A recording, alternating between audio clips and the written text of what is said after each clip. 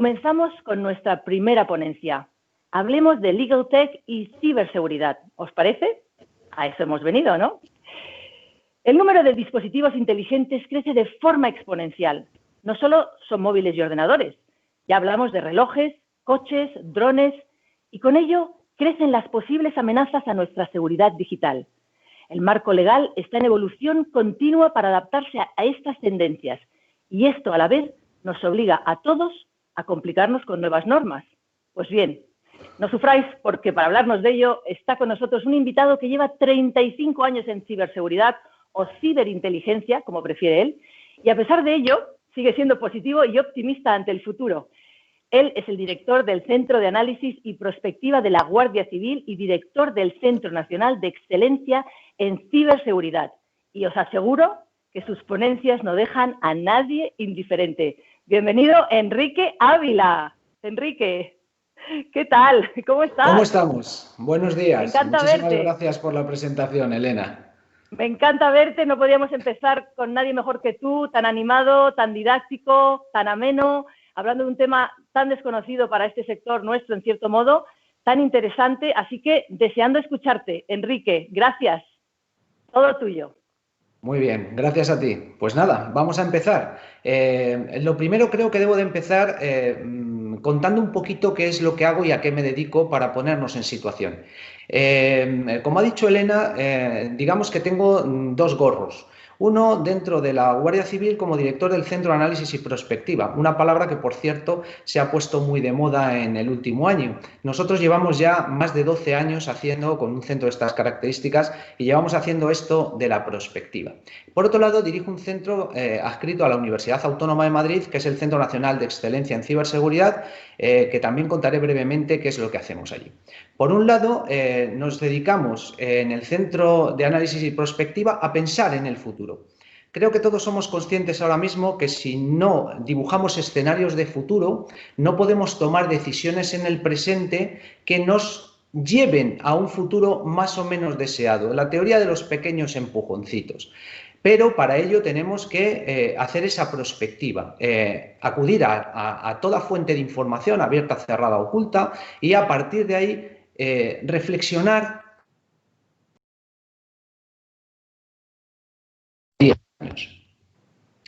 Esto es lo que hacemos en el Centro de Análisis y Prospectiva en materia, obviamente, de seguridad interior, cómo va a impactar sobre la seguridad pública y dentro de las competencias de la Guardia Civil.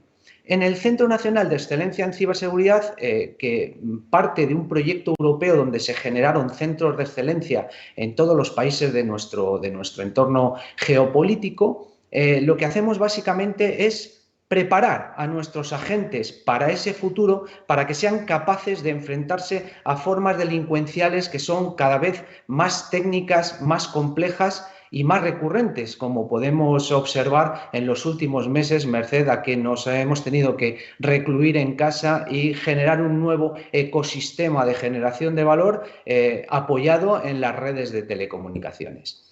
Bueno, pues de eso es de lo que vamos a hablar y no puedo quedarme sin hacer un apunte, que es que he cambiado mucho el tono, el fondo y el objetivo de la presentación, porque cuando se me propuso participar, bueno, pues yo iba a ir a un sitio extraordinario, maravilloso, que me hacía muchísima ilusión, el Ateneo de Madrid, ¿no? Donde poder interaccionar con un público, hacerle preguntas, que me hiciesen preguntas, que solventásemos entre todos dudas, porque esto va de generar una cosa que se llama inteligencia colectiva.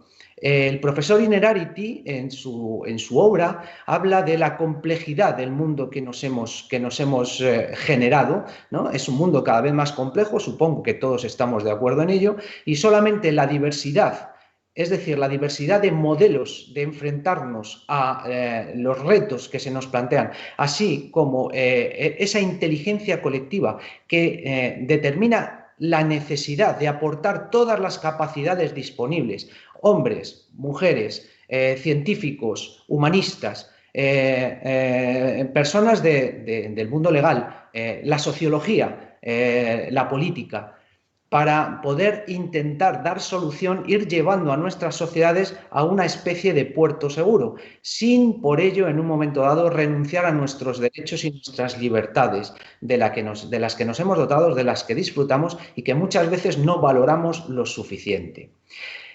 Y de ahí el título de la ponencia, pero verán ustedes que yo habitualmente pues no paso de la primera o segunda diapositiva porque intento en un momento dado adaptarme al público objetivo al que creo estarme dirigiendo.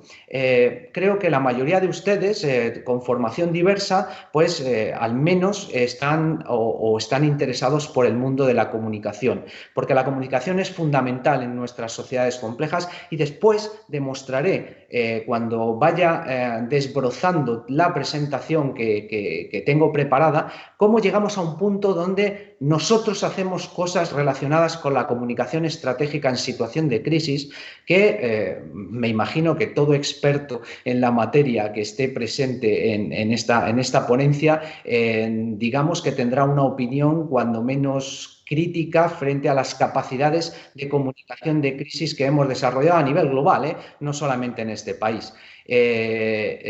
Espero que haya preguntas en ese sentido y que yo sea capaz de responderlas, o que por lo menos abramos un debate interesante del cual aprendamos todos.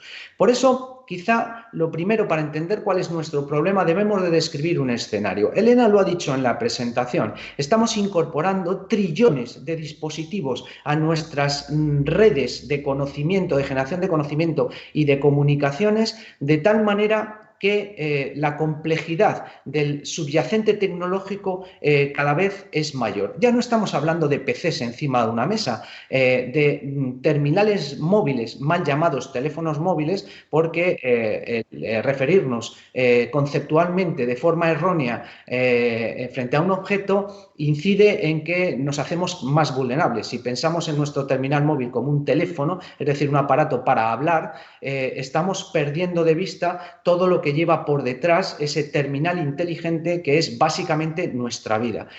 Pero, como decía, ya no solamente son eso los relojes conectados o cualquier otro dispositivo que facilita nuestra vida o nos ayuda en nuestra tarea diaria. No, es nuestra cadena logística. Es que hemos cerrado una economía durante 4 meses y en los supermercados han seguido llegando alimentos y papel higiénico.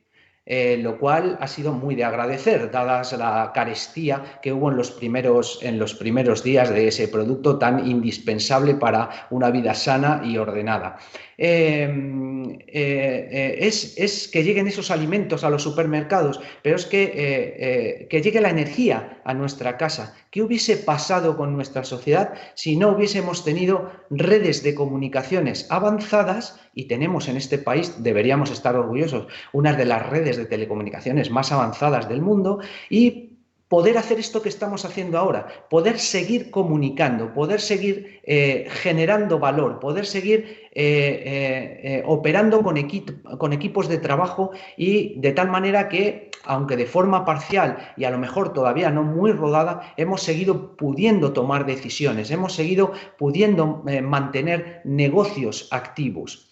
Ese es el escenario que tenemos, un escenario de dependencia de las redes de telecomunicaciones, de dependencia de la tecnología. Y asumámoslo, si volviésemos atrás en el tiempo, digamos que tenemos capacidades para alimentar a unos 2.500 millones de personas. Es decir, ¿qué hacemos con los otros 5.000 millones que tendríamos que alimentar? Me voy a colocar en la parte de los que mueren, que no me gusta ser el héroe. ¿Qué harían ustedes con nosotros, los 5.000 millones sacrificables? Es la tecnología la que nos dota de capacidades para tener un mundo complejo, un mundo donde la cadena logística funciona, un mundo donde la ciencia funciona, donde podemos generar cultivos transgénicos, mal que nos guste o no nos guste, que alimentan a un número de personas muy superior al que es capaz de mantener nuestro bonito mundo al que parece ser que hemos agredido, y el ecosistema reacciona contra nosotros, como ha ocurrido a lo largo de la historia en cualquier ecosistema. Nosotros somos la especie invasora. Supongo que casi todo el mundo estará de acuerdo conmigo.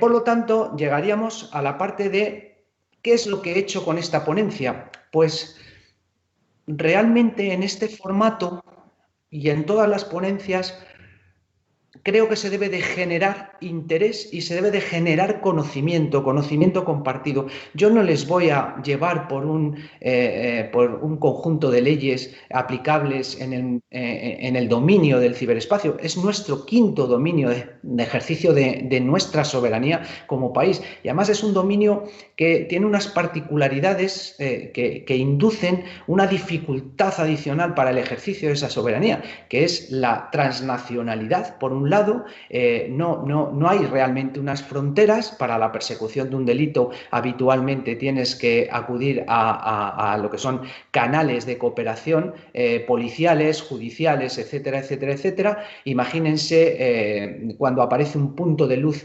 energético en un sitio como Centroáfrica, que básicamente cuando enchufas con un satélite ves que es una especie de centro de proceso de datos. ¿Qué hace un centro de proceso de datos en Centroáfrica? Y tienes que pedir cooperación judicial a un juez centroafricano, que suficiente tiene el hombre, me imagino, con no morir a machetazos en alguna revuelta, para localizar a un grupo de hackers que están haciendo uso de esa infraestructura de ataque contra quién sabe qué otra infraestructura, ya sea infraestructura crítica o simplemente por motivaciones económicas. Esas cosas pasan, están pasando, y de ahí lo que les decía de esas dos características. La primera es esa dificultad para definir las fronteras en el ciberespacio, y la segunda es tan importante como la primera, que es la dinamicidad del entorno, la necesidad de tomar decisiones en tiempo real.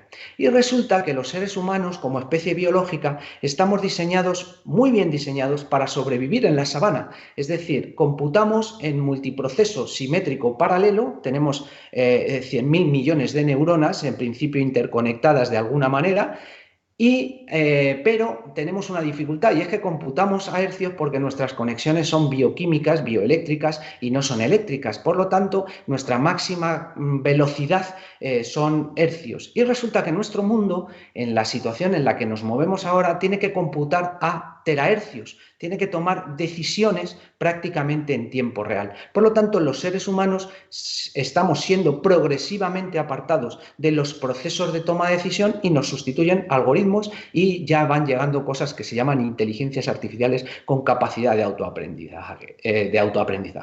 Y ese es exactamente el escenario en el que nos estamos moviendo desde el punto de vista de la tecnología.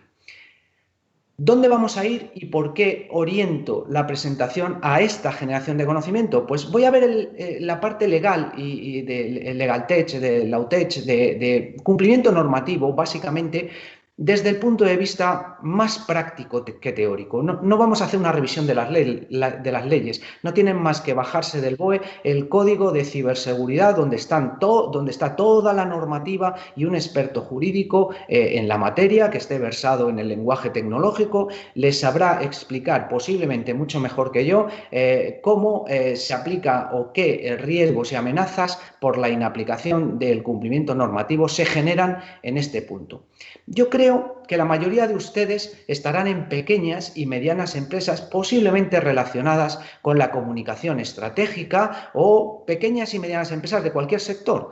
Y precisamente esa es nuestra mayor riqueza. Ese sector es el que tiene el mayor número de puestos de trabajo a su cargo en nuestro país. Las grandes empresas manejan recursos, aunque en unos casos se manejan mejor. Por ejemplo, el sector financiero en materia de ciberseguridad es quizá de los más avanzados del mundo.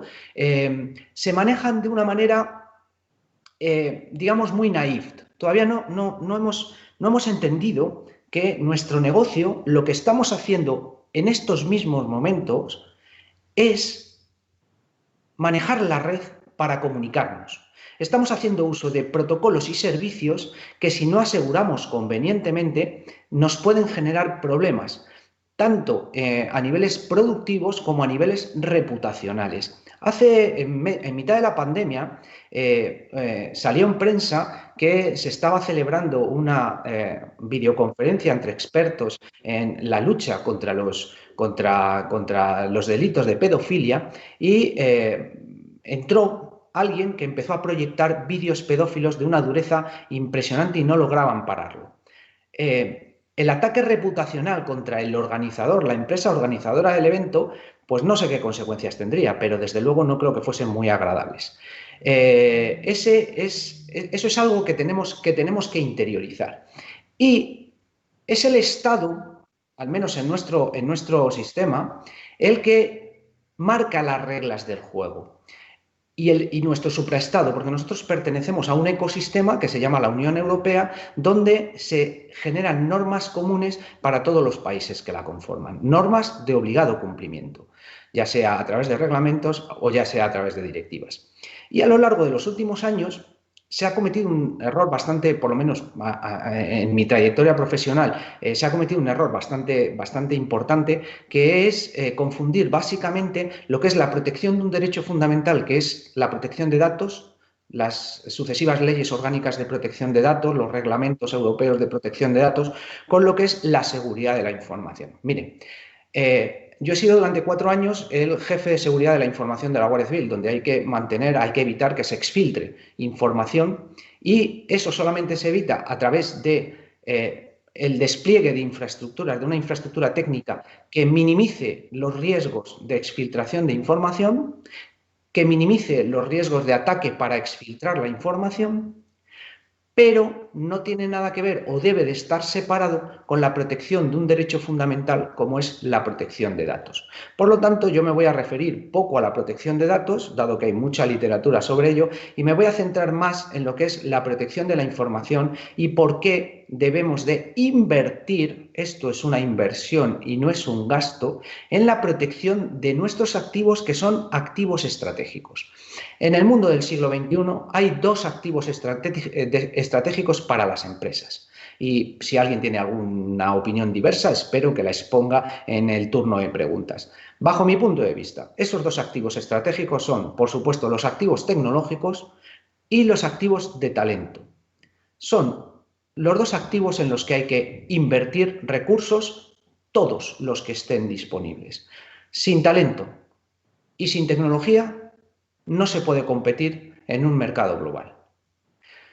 Y esa inversión en tecnología no es solamente la inversión en poner en el mercado productos y servicios tecnológicos, sino que es la de proteger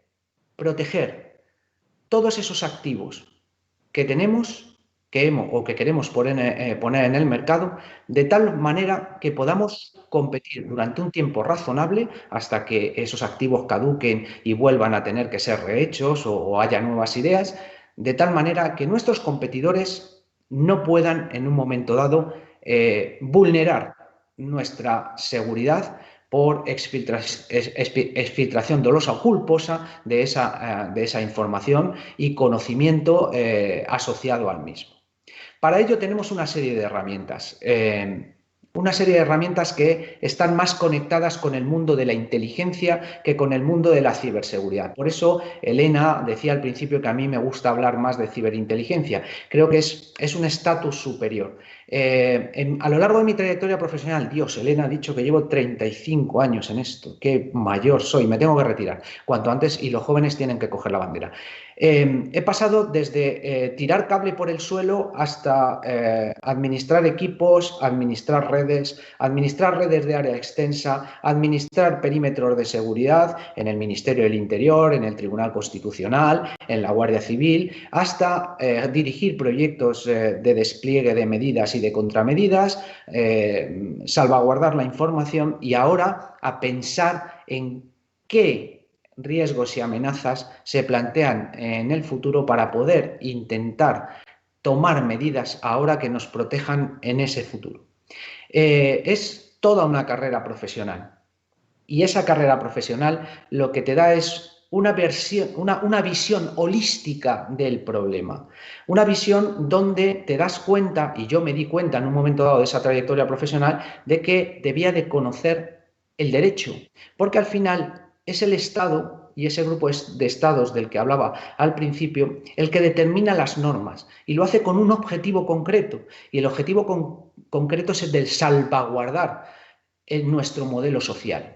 No es un objetivo de fastidiar, no es un objetivo de hacerte gastar dinero, no es un objetivo de ponerte trabas para tu desarrollo empresarial, no, se trata de darte unas líneas base que tú tienes que cumplir, y claro, si tienes que cumplir hay una sanción si no lo cumples, de tal manera que se salvaguarde el tejido, el conjunto de nuestro modelo social.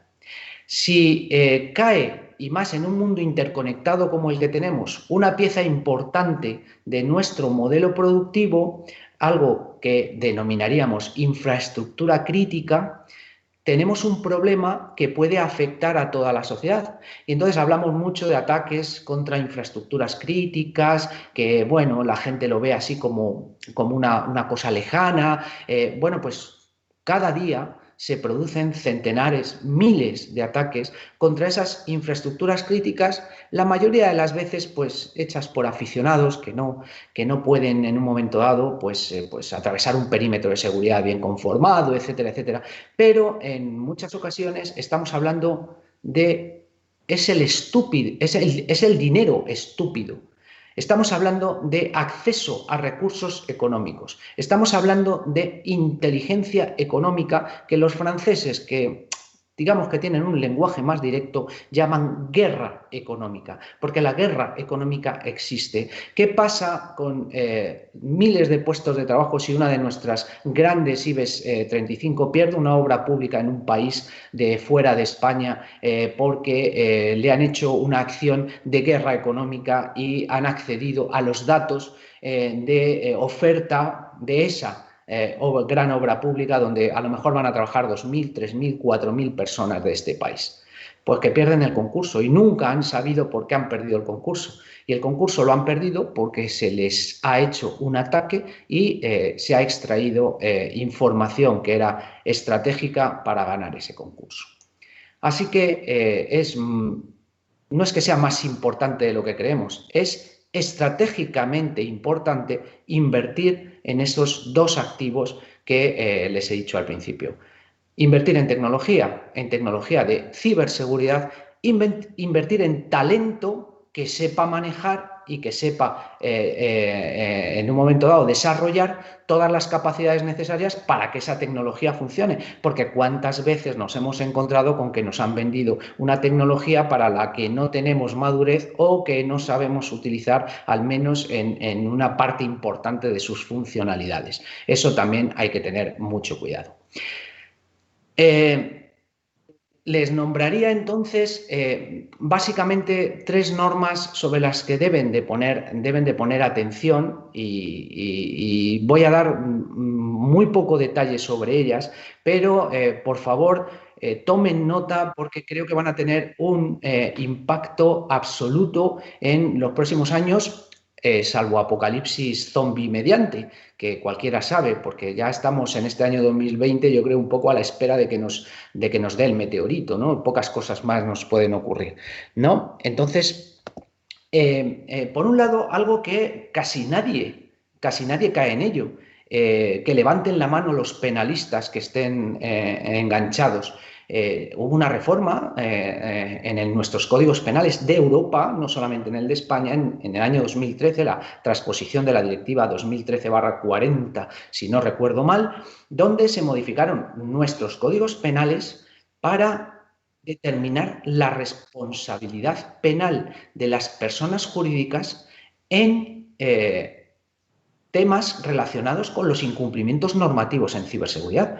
Hay responsabilidad penal y puede haber responsabilidad penal muy grave. De hecho, en nuestro Código Penal sí que existe la pena de muerte. La pena de muerte para las personas jurídicas. La sanción máxima frente a un incumplimiento muy grave de cumplimiento normativo, también en materia de ciberseguridad, por ejemplo, que nuestra empresa sea vehicular para realizar un ataque un ataque con éxito contra una infraestructura crítica que genere víctimas. Imagínense un ataque contra una central hidroeléctrica, una central eléctrica que deje sin luz una amplia zona de España y se produzcan pues 4 o 5 muertes por imposibilidad de dar soporte sanitario a 3 o 4 personas que lo necesitaban. Ha provocado víctimas, ha sido el ataque el que ha provocado víctimas y lo han hecho a través de nuestra empresa porque nosotros, que éramos suministradores de algún servicio para la infraestructura crítica, no hacíamos cumplimiento normativo como se nos dice en la transposición de la Directiva NIS,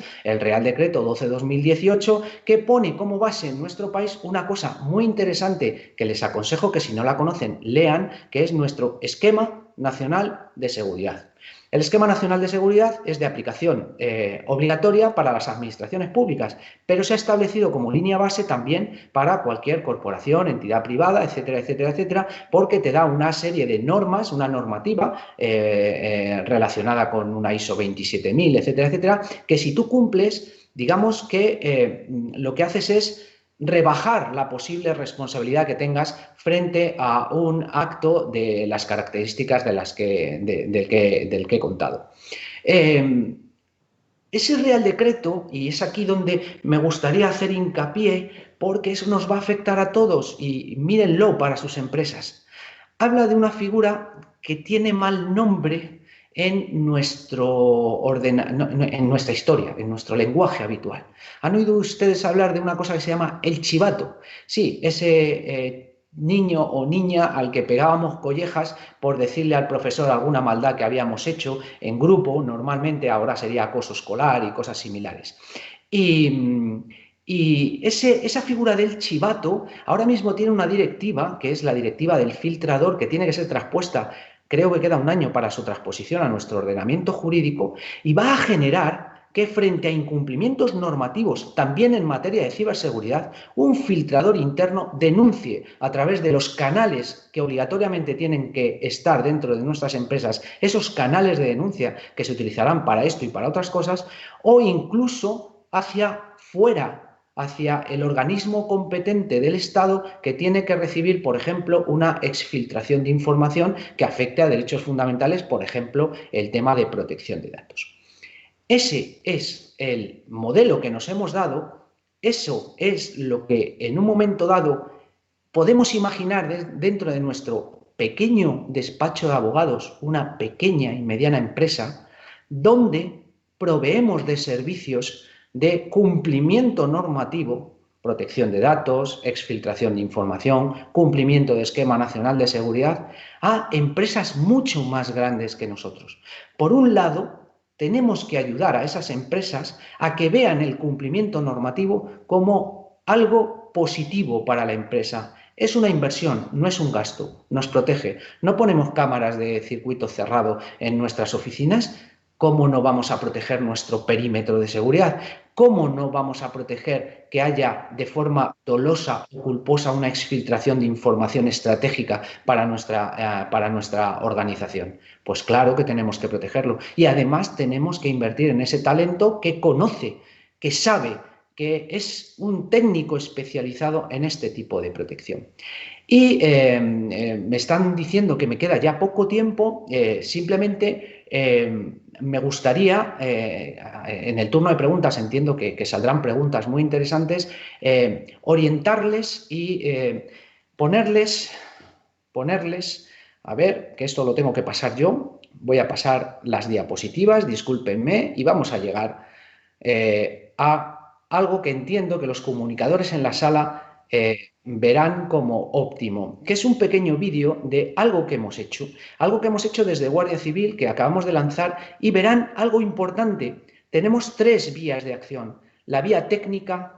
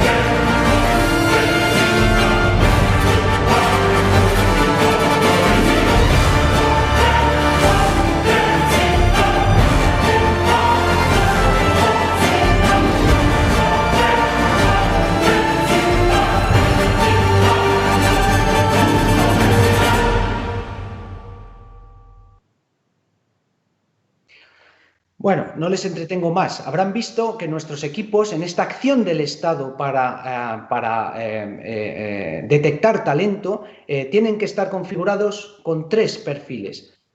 Y los 3 perfiles son el perfil técnico, el perfil jurídico y el perfil de comunicación estratégica, comunicación en situación de crisis. Porque muchas veces una defectuosa comunicación en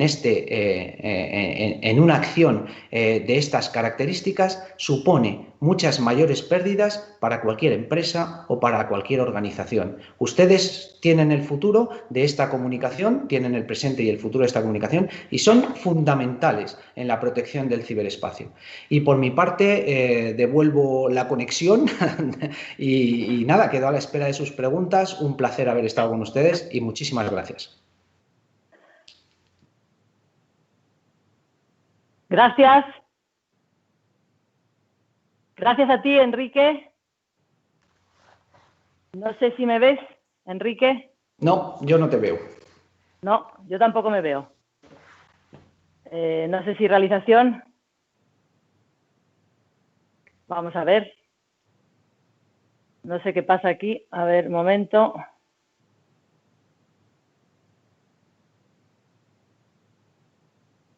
Disculpa, Enrique. No sé por qué no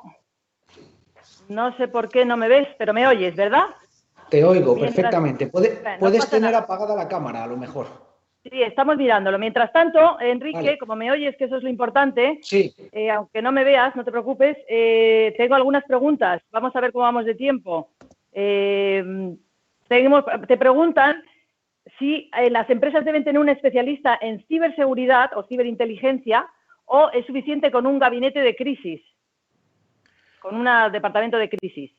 Pues esa es una pregunta trampa, como todas en este mundo traidor. Vamos a ver, depende de los activos que tenga que proteger, depende del valor de esos activos, depende del análisis de riesgo que haga la propia empresa en la protección de esos activos. Yo sí, en un momento dado, recomendaría que al menos se contratasen servicios de.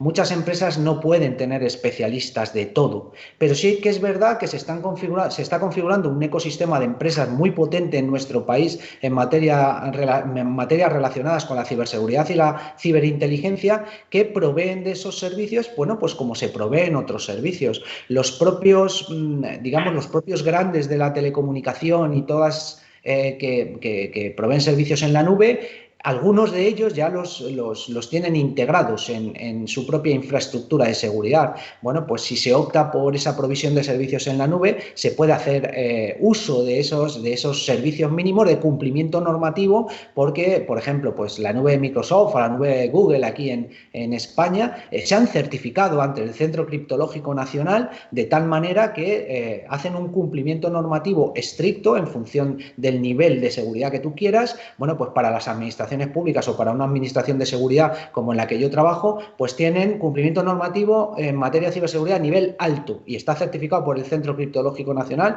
que es del CNI. Entonces, no soy yo para discutir si lo han certificado, es que cumplen y punto. Así que, recomendación, pues si no tienes capacidad para tener un experto, contrata un experto a tiempo parcial en una empresa especializada. De acuerdo. En ese sentido también te preguntan, Enrique, sobre el Esquema Nacional de Seguridad. ¿Es para todas las empresas? ¿No es demasiado burocrático el proceso? Burocrático no es. Burocracia sería una ley. Esto, como Esquema Nacional de Seguridad, es, si se refiere a que es complejo poner en marcha... Sí. Claro, sí. Poner en marcha las medidas que aparecen en el Esquema Nacional de Seguridad, pero si te conectas a la página del Centro Criptológico Nacional, tienes un montón de herramientas que te ayudan a automatizar los procesos de acreditación de tus sistemas como Esquema Nacional, como cumplimiento Esquema Nacional de Seguridad. Es decir, tienes mucho material, vídeo, audio, mucho material de conocimiento, pero también tienes herramientas que simplemente te descargas, las pones y dices, esto cumple, esto no cumple, si no cumple te recomienda qué es lo que tienes que hacer y nada más, ya haces cumplimiento normativo. Bueno, hay que ponerse entonces, Enrique, claramente, ¿no? Hay que ponerse. Sí. Por último, Enrique, porque no tenemos mucho más tiempo, hay muchas preguntas, pero te preguntan sobre el impacto que ha habido del COVID, si ha habido un aumento en las cibercrimen, tanto en general como a empresas, durante el confinamiento y ahora con la crisis del COVID, debido al teletrabajo también, ¿no? Que las empresas pues tienen a sus empleados por todas partes. ¿Habéis visto un aumento? No estábamos preparados, pero no estábamos preparados a nivel global. Llevamos hablando de teletrabajo desde 2007 que yo recuerde, pero acciones tendentes a implantar un modelo efectivo y seguro de teletrabajo había muy pocas empresas, algunas multinacionales, pero también muy parcialmente, etcétera, etcétera. Entonces nos ha pillado de improviso. Por supuesto, hemos tenido que recluirnos en nuestras casas, poner en funcionamiento un sistema de teletrabajo que obviamente no cumplía en la mayoría de los casos requerimientos mínimos de ciberseguridad y una característica que tiene este tipo delincuencial es que con pocos recursos puedes hacer mucho daño. Y esto es dinero. Estamos viendo lo que está ocurriendo con una aseguradora médica desde hace un par de semanas, donde han tenido que volver prácticamente al lápiz y al papel. Básicamente no se vuelve al lápiz y al papel. Es imposible volver al lápiz y al papel.